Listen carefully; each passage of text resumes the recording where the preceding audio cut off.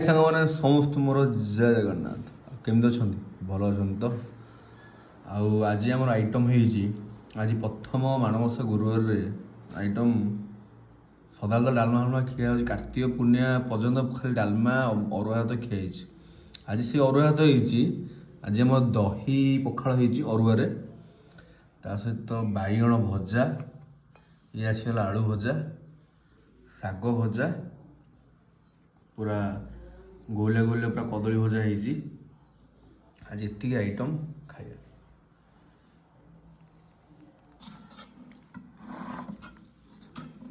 ଦହି ପଖାଳ ପୁଣି ଶୀତ ବି ସାଙ୍ଗମାନେ ଟିକେ ଟିକେ ପଡ଼ିଲାଣି। ପଖାଳ ଖାଇବାଟା ମଜା, ଶୀତ ଦିନ ପଖାଳ ଖାଇବା ନିଆରା ମଜା ଗୋଟେ।